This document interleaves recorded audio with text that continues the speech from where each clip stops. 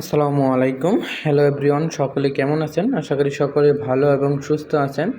তো আজকে ঠিকাদারদেরকে শাটডাউন দেওয়ার জন্য চলে আসলাম। মূলত এই জায়গায় যে খুঁটিটি দেখতে পাচ্ছেন, পূর্বে একটি খুঁটি বসানো ছিল। সেই খুঁটিটি হাইওয়ে রাস্তা ক্রস করার কারণে আরেকটি বড় একটি খুঁটি এই জায়গায় স্থাপন করা হয়েছে। এই খুঁটির ফিটিংস এবং এই খুঁটিতে যে সার্ভিস ড্রপগুলো আছে, এগুলো ছোটো খুঁটি থেকে বড় খুঁটিতে ট্রান্সফার করে সংযোগ দেওয়া হবে। দেখেন, নতুন পুল বসানো মাত্রই এই জায়গায় ব্যানার দিয়ে দখল করে ফেলেছে। এরকমই বিদ্যুতের যে সকল খুঁটিগুলো থাকে, প্রায় সব খুঁটিতেই এরকম ব্যানারে ভরপুর থাকে, ব্যানার স্থাপন করা থাকে, যার জন্য এই জায়গায় যে কেউ কাজ করতে গেলে ব্যাগ পেতে হয় এবং কষ্টসাধ্য করতে হয়।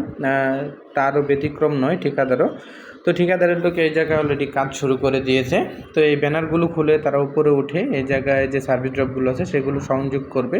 তা আগে বলে রাখি, এটা ঠিকাদার কর্তৃক কাজ করা হচ্ছে, বিদ্যুৎ অফিস দ্বারা না, ঠিকাদারের লোক দ্বারা। তারা কন্ট্রাক্ট নিয়ে এই কাজগুলো করতেছে। এর জন্য দেখা যাচ্ছে পর্যাপ্ত সেফটি ছাড়াই তারা এই কাজগুলো করতেছে।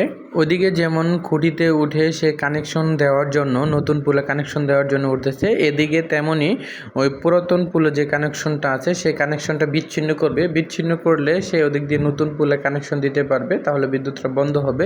আর এই জায়গায় অলরেডি ডিগিং করা হচ্ছে। এই ডিগিং করে আপনার এই জায়গায় একটি নতুন সাইড পোল স্থাপন করা হবে, যার মাধ্যমে হাইওয়ে রাস্তা যেহেতু বড় বড় গাড়ি ট্রাক চলাচল করবে, সেই ক্ষেত্রে ক্লিয়ারেন্স বাড়বে।